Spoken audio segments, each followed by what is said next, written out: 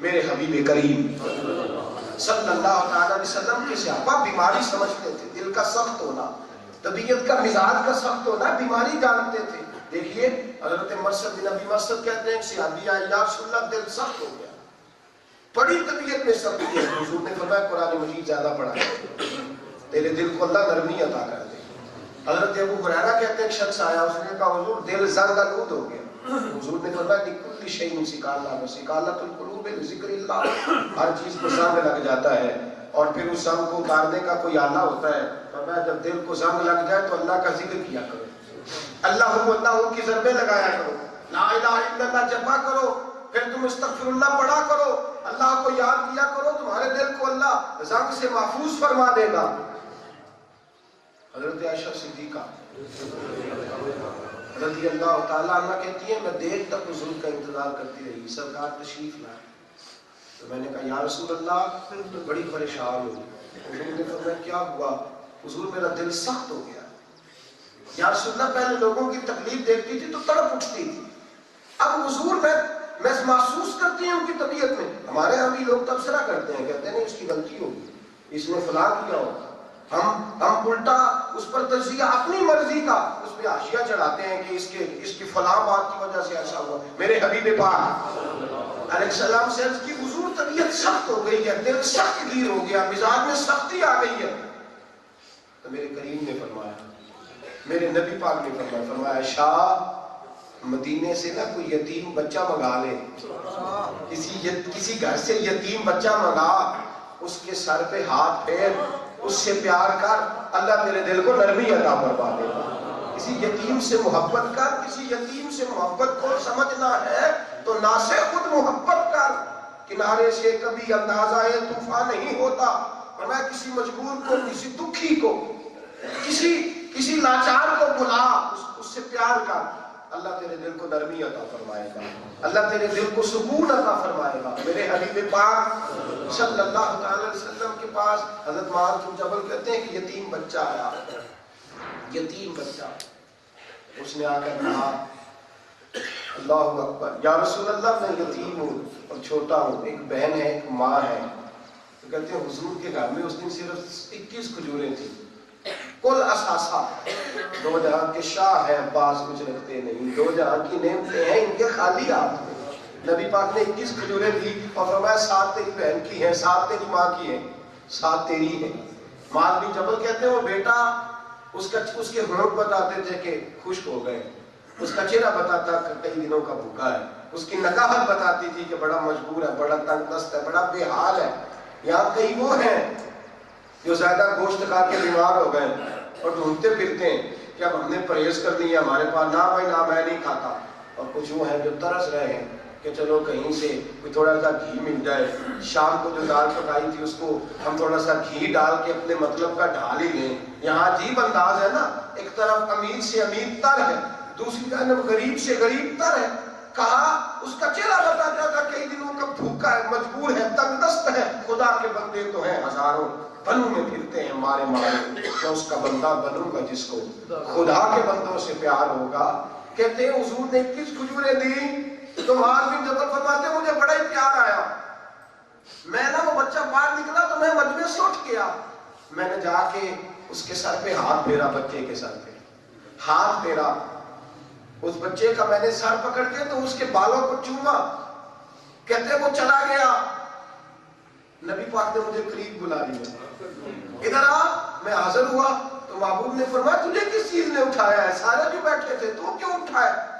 یا رسول اللہ مجھے اس کا چہرہ بڑا ہی معصوم لگا، حضور مجھے اس کی طبیعت دیکھ کے میرا دل بھر آیا ہے، محبوبہ میں اور کچھ نہیں کر سکتا تھا، میں غریب ہوں، میری اپنی جیبیں خالی ہیں، یا رسول اللہ میرے اپنے گھر میں شام کی روٹی نہیں، حضور میں پیار ہی دے سکتا تھا، میں نے بس ہاتھ ہی پھیرا ہے، حضور میرے پاس کچھ ہوتا تو میں سارا اس کو دے دیتا۔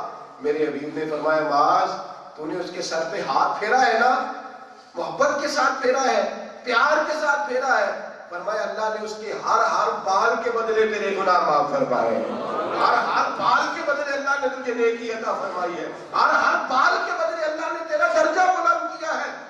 حضرت معاذ کہتے ہیں میں سوچا کرتا تھا جو رب ہاتھ پھیرنے پہ اتنا اجر عطا کرتا ہے وہ خدمت کرنے میں کتنا اجر عطا، احساس کی دولت، دل کی نرمی، دل کی رقت، معاشرہ درندگی کی. آج صبح کی اخبار میرے ٹیبل پہ آئی تو میں دیکھنے لگا ایک نوجوان باپ انتقال کر گیا تو اس نے وراثت کا انتقال کرانا ہے. 2 بہنیں معذور ہیں، ذہنی طور پر معذور ہیں. اب وہ جب لے کے جاتا ہے گواہی کے لیے کہ یہ میرے حق میں فیصلہ دینا چاہتی ہے تو اس کو کہا جاتا ہے کہ یہ اس کا ان کا فیصلہ قبول نہیں، اس لیے کہ یہ تو ذہنی طور پر معذور ہیں.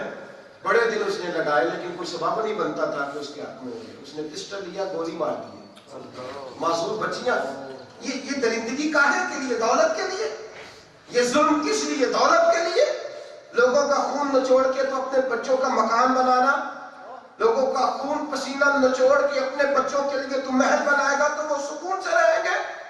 تو سمجھتا ہے وہ آسانی سے رہیں گے؟ دوسروں کی بوٹیوں پر جو تو مال بنائے گا تو تو اس میں آسانی کی زندگی گزارے گا. پھر تیرا حشر وہی ہوگا کہ تو ساری رات چھت پہ گرے گا، تو ساری رات جاگ کر کے گزارے گا، تو ساری رات نیند کی گولیوں کو ترسے گا. اس لیے کہ جو تو نے محل بنایا ہے وہ کسی کی آرزوؤں کو کچل کے بنایا ہے. جو تو نے مکان بنایا ہے وہ کسی کو لتاڑ کے بنایا ہے. جو تو نے بینک بیلنس بنایا ہے اس میں کئی لوگوں کی آہیں شامل ہیں. سسکیاں. محبوب سبحانی، غوث سمدانی، شیخ سمدانی، میرے شیخ کامل، پیران پیر، دستگیر، شیخ بحر و بر، شیخ جن و انس، حضرت شیخ سید ابو محمد عبد القادر جیلانی رضی اللہ تعالیٰ عنہ کے پاس بادشاہ آیا. اس نے 2 تھیلیاں اشرفیوں کی رکھی. کہا حضور نظر لے کے آیا ہوں. آپ فرمانے لگے میں فقیر محمد ہوں. جو محمد کے فقیر ہوتے ہیں انہیں بادشاہوں کے نذرانوں کی عادت نہیں ہوتی. ان کے گھر میں بڑا لنگر ہوتا ہے، وہ سب سے اچھی روٹی کھا کے سوتے ہیں، وہ سب سے قیمتی لوگ ہوتے ہیں. لے جا. نہیں چاہیے. اس نے کہا حضور قبول کر لیں تو مہربانی ہوگی. میں تمہیں کہہ رہا ہوں لے جاؤ، حاجت نہیں ہے. بھرا ہوا ہے میرا کشکول، میرے دامن میں بڑی خیر ہے، میں تو بانٹنے کے لیے ہوں. کہا حضور قبول کر لیں. اور میں تجھے کہہ رہا ہوں تو لے جا. جب 6 بار کہا نہ مانا. حضرت سیدنا شیخ عبد القادر جیلانی نے ہاتھوں سے 2 تھیلیاں پکڑی اور اشرفیوں کی تھیلیوں کو نچوڑا تو اندر سے خون ٹپکنے لگا، خون بہنے لگا. یوں پھینکی بادشاہ کی طرف. میں اٹھا لے جا.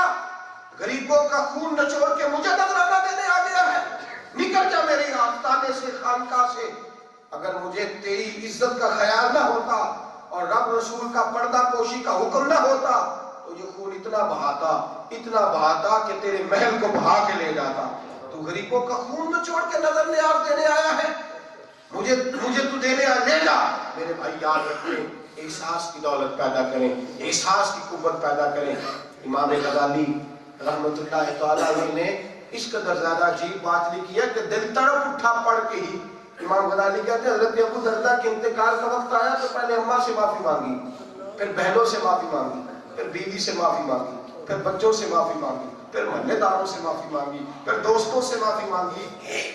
کہتے ہیں حد ہو گئی. ایک سواری کا اونٹ رکھا تھا حضرت ابو درداء نے. 2 بچوں نے اٹھایا ہے. حضرت ابو درداء کو سہارا دے کے اور اونٹ کے سامنے ہاتھ باندھے ہوئے ہیں. تو میرا بوجھ اٹھاتا تھا، میں تیرے اوپر سواری کرتا تھا. اگر کبھی چارہ وقت پہ نہ ملا تو مجھے معاف کر دینا. اگر میں نے کبھی تجھے وقت پہ پانی نہ پلایا ہوا تو مجھے معاف کر دینا. اگر کبھی تیری طاقت سے زیادہ بوجھ ڈالا تو مجھے معاف کر دینا.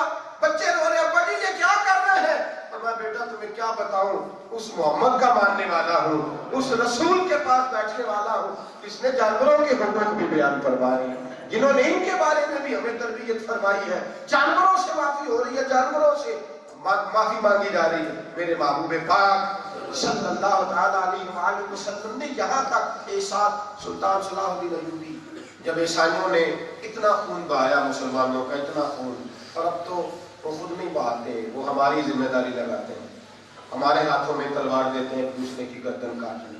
اب ہم خود ہی کافی ہیں.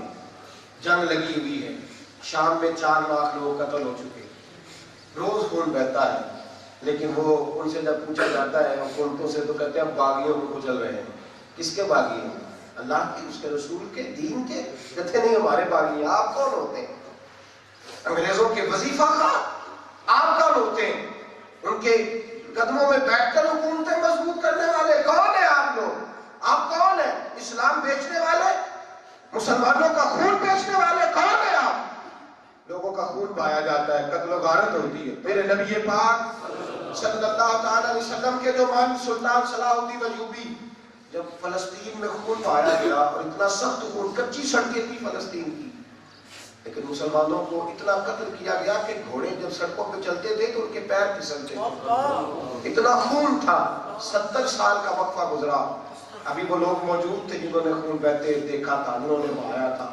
سلطان صلاح الدین ایوبی میدان میں آئے اور بہت بڑا سپہ سالار جو تھا مقابلے میں نکلا، اسی فلسطین میں کھڑے ہو کر سلطان صلاح الدین ایوبی نے فتح کی۔ اس جو سپہ سالار تھا اس کی کئی بیویاں، کئی بچے تھے۔ ایک بیوی دوڑی آئی، وہ کہنے لگی میرا خاوند تو قتل ہو گیا ہے لیکن میرے 2 بچے کھو گئے ہیں، یا تو قتل کر دیے گئے ہیں یا اغوا کر لیے، سلطان میرے بچے میرے بچے میرے بچے، ماں رونے لگی۔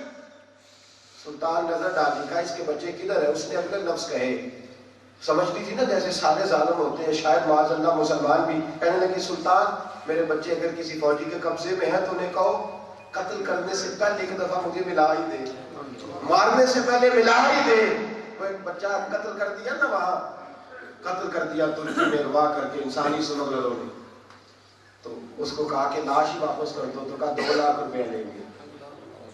لاش دینے کا 2 لاکھ روپے، لاشوں پہ سودے ہو گئے، کفن بکتا ہے، کفن بکتا ہے۔ اتنی بڑی تنگی، اتنا بڑا ظلم۔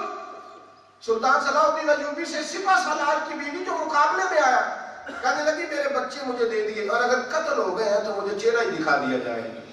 سلطان نے نظر ڈالی، فرمایا فٹافٹ بچے پکڑ کے لاؤ، کہاں ہے ڈھونڈو۔ کہ تھوڑی دیر کے بعد کہنے لگے نہیں تم نہیں، میں خود ڈھونڈنے جاتا ہوں۔ بی بی کو ساتھ لیا، ساری فوجوں میں ڈھونڈنے لگی، پہاڑ کے پیچھے اس کے بچے، اس کے جوان بچے بھی تھے، یہ 2 چھوٹے بچے ساتھ تھے، پہاڑ کے پیچھے سلطان خود اٹھا کے لائے۔ 2 فوجیوں کو کہا ان بچوں کو ساتھ لو، تلواریں پکڑو، ان کی ماں کو بٹھاؤ اور جہاں یہ بی بی کہتی ہے وہاں حفاظت کے ساتھ پہنچا کے آؤ، حفاظت کے ساتھ پہنچا کے آؤ۔ بی بی پلٹی واپس اور سلطان صلاح الدین ایوبی سے کہنے لگی میں ان لوگوں کو جانتی ہوں جن کے بازو کاٹے تھے میرے شوہر نے، میرے سامنے اس نے خون بہائے تھے، تو مجھے اعزاز کے ساتھ کیوں بھیج رہا ہے؟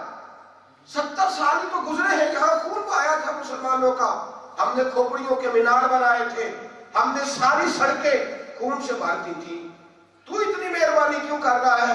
تو سلطان صلاح الدین ایوبی کی آنکھوں میں آنسو آئے، کہنے لگے بی بی کیا بتاؤں، میں محمد عربی کا ماننے والا ہوں، میرے پاؤں میں حضور کے قانون کی زنجیر ہے، میں کیا کروں؟